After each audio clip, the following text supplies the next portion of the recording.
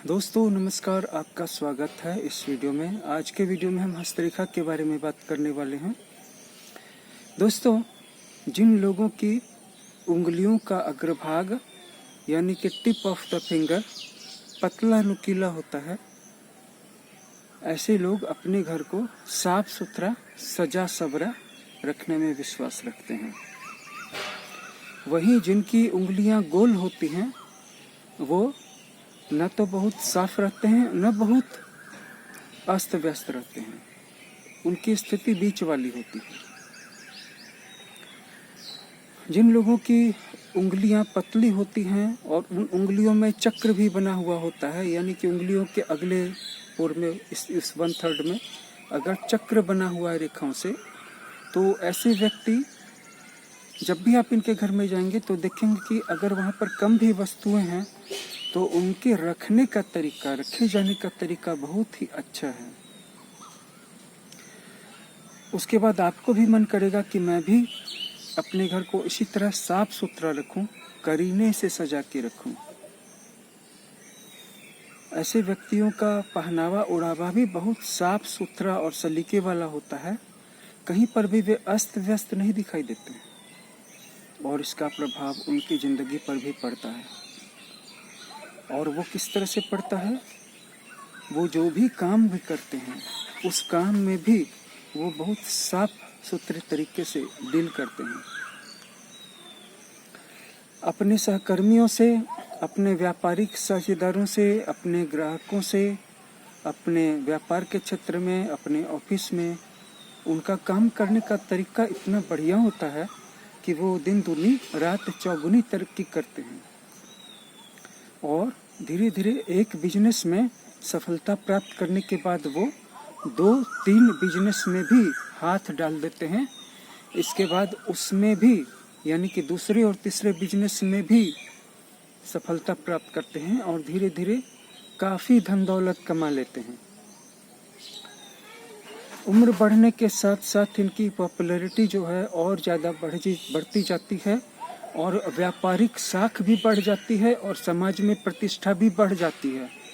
इन लोगों का व्यक्तित्व इतना साफ सुथरा होता है कि उसमें एक अजीब से तरह का आकर्षण पाया जाता है और इस आकर्षण के कारण उनसे सब लोग न सिर्फ डरते हैं बल्कि कहीं न कहीं उनसे खौफ खाते हैं।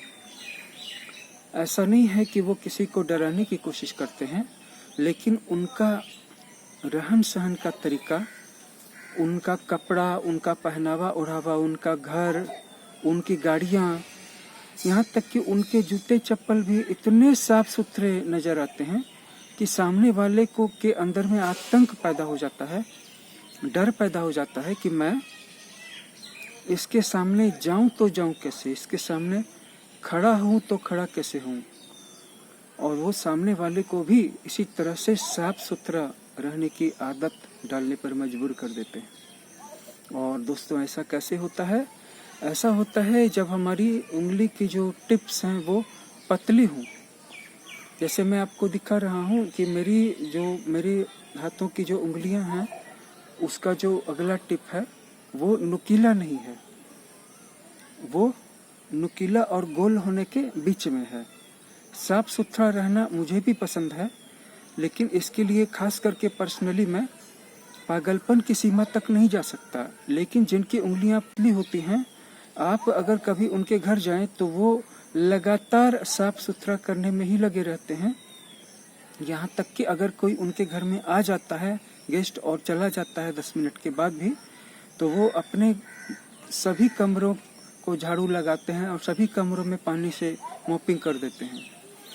झाड़ू पोछा लगाने के बाद उनको संतुष्टि होती है कि उनका घर पहले जितना ही साफ सुथरा और चिकना हो गया है, तब जा करके वो विश्राम करते हैं। और एक कपड़ा, एक रुमाल, एक शर्ट भी उनके यहाँ आपको इधर उधर रखी हुई या पड़ी हुई नहीं मिलेगी। वो प्रॉपरली अपनी जगह पे टंगी हुई या चपोत के रखी हुई मिलेगी। और यही खूबी, यही खासियत उन्हें दुनिया में काफ़ी आगे ले जाती है और इसका असर व्यापार में भी पड़ता है। और दोस्तों, जब हम वास्तुशास्त्र की बात करते हैं, जन्म कुंडली विज्ञान की बात करते हैं और हस्तरेखा विज्ञान की बात करते हैं, तो इन सब में एक नियम कॉमन है, एक नियम शाश्वत है जो सब में काम कर रहा है।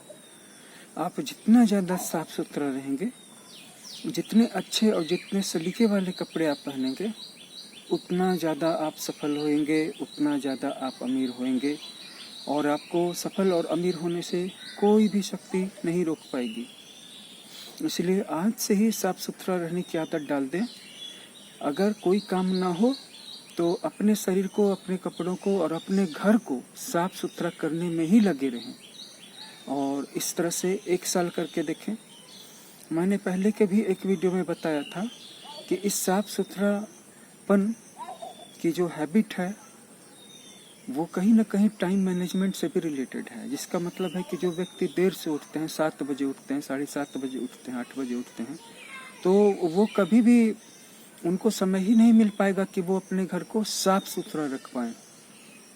उनको हमेशा दिक्कत आएगी, वो हमेशा उलझे हुए रहेंगे अपने आप को ही तैयार करने में, नहाने में, कपड़े पहनने में, ऑफिस जाने में। इसके बाद उनके पास टाइम ही नहीं बचेगा। फिर ऑफिस चूँकि वो दौड़ करके गए थे और एक तरह से वो नर्वस ब्रेकडाउन की हालत में ऑफिस में दौड़ भाग के पहुंचे थे कि बॉस कुछ बोल ना दे, क्योंकि क्यों लेट से पहुंचे, या कहीं मैं लेट ना हो जाऊं, आज फिर बॉस की बात न सुनी पड़ जाए। तो आधी से ज़्यादा शक्ति तो उनकी वहीं निचोड़ गई। इसके बाद अगर वो वहाँ से लेट से घर लौटे तो उनके पास कुछ भी शक्ति नहीं बची। वो ऋणात्मक स्टेट ऑफ एनर्जी में पहुँच गए, और अब वो खुद ही किसी तरह खा पी करके बेड पर ढुलक जाएं, इतना ही उनके लिए बहुत होगा, सिर्फ कल लेट से उठने के लिए। तो जो व्यक्ति सुबह उठते हैं उनके ही जीवन में तरक्की होती है। अगर आप सूर्योदय के 2 घंटा पहले उठ जाते हैं तो 1, 2 साल, 4 साल में आप अपने एरिया के सबसे अमीर व्यक्ति होंगे।